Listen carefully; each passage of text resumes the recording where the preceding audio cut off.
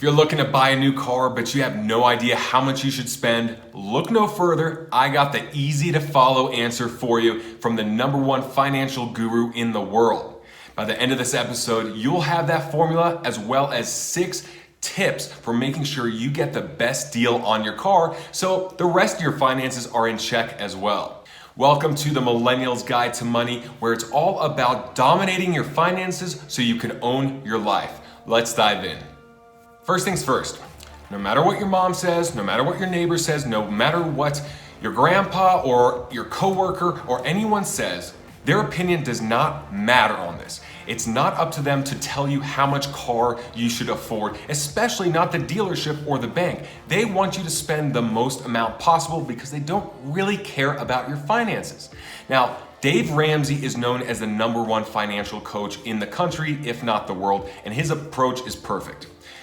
You spend 50% max of your annual income, meaning you make 50 grand a year, you should buy a car no more than 25,000. You make 100K a year, a car no more than 50,000. And this is for a few reasons.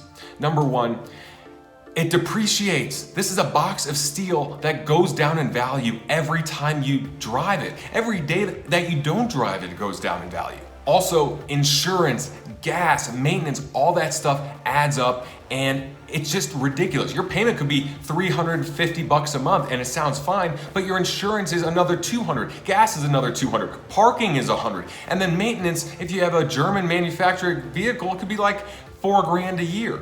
Third of all, dealers focus on payments, not the cost of the car. So they could actually put you on like an 8 or 9 year program where you literally are underwater for so long because you'll only drive the car for 4 or 5 years and then you still owe half the value of the car, even though it's not worth crap anymore.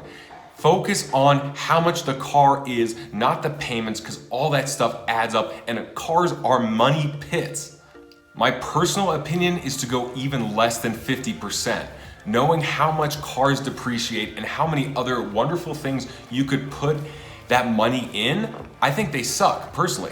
I mean, there's Uber, there's Lyft, there's bicycles, there's other ways of getting around that is affordable, that's fun, that's exercise. And when you put money into a car, you're taking away from investing in things that really matter, like emergency accounts, future knowledge, books, programs, seminars, vacations, things that really bring you joy instead of just, well, it's a more comfortable ride, but then you pay so much money just for your comfortable ride to work again because a motor goes out or a sensor goes out. For me, 35 to 40% goes towards the vehicle, and make sure it's highly valuable, which means focus on how much you are driving the vehicle. Is it even worth having a car?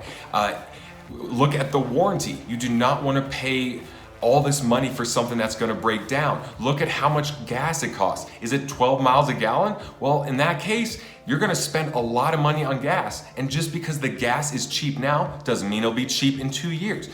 Figure out all that stuff and be on the more conservative side. Lastly, here are my top tips for finding the best deal possible.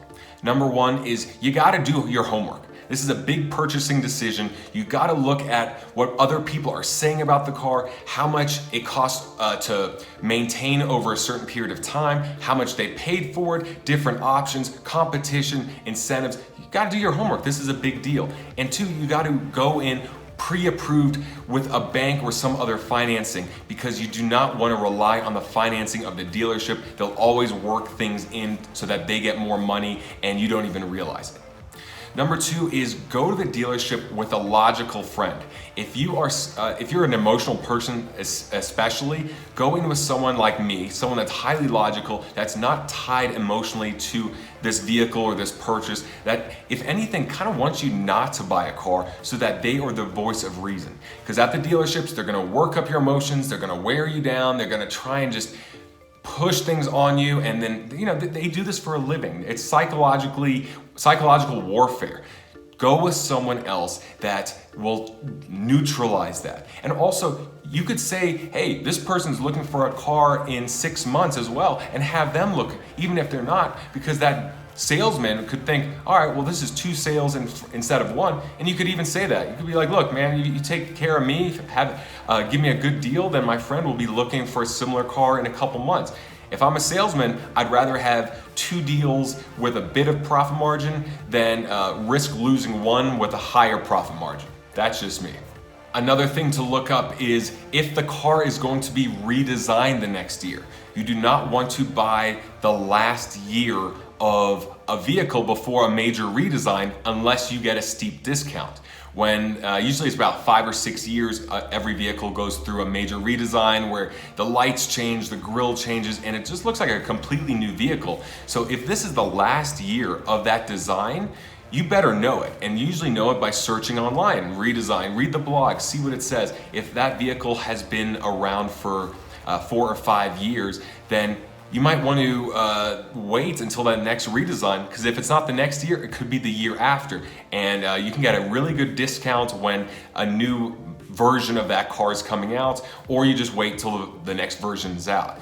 Also, you want to go on rainy days, on bad weather days. That's where these salesmen are slow, the dealers are slow. If you go on a busy day, they're looking for people that are serious. So you can't negotiate as well when they know someone else is walking in the door that can have that, they can get the full commission, they're ready to buy. You want to take advantage of those days where they're really just looking for a sale.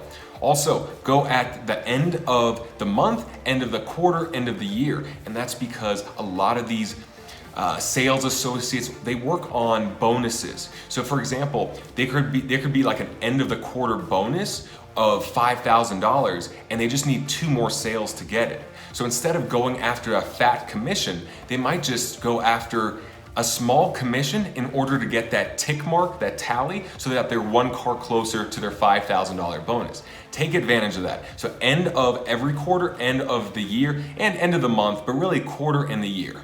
Next up is don't buy the extras. A lot of the times they're counting on nitrogen tires and extended warranties. Like when I got my Hyundai, it was like a 20-year, 200,000-mile warranty. And I'm like, 20-year? I'm not gonna have the car more than 5 or 6 years. It's non-transferable, and your dealership might not even be around that long. So like, don't buy that extra stuff. Just know that it's there, and you could also get warranties down the road.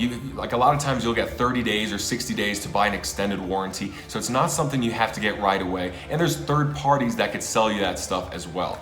And lastly, sleep on it. Do not use your riled up emotions to buy the car that day. That's what they want, that's their ploy. You gotta go with the logical friend or just control yourself and say, give me a copy of the unsigned contract with all the figures, all the terms. I'll read over it. I'll make sure the numbers don't change tomorrow from tonight, and then you walk in, all of a sudden it's 15 grand more, 2 grand more. No, make sure everything is there just for you to sign, and then you can come back the next day. Those are my tips. Remember, less than 50% of your income on your vehicle. Use those tips and you'll be well on your way to dominating your finances and owning your life. Stay tuned for the next video and see you later.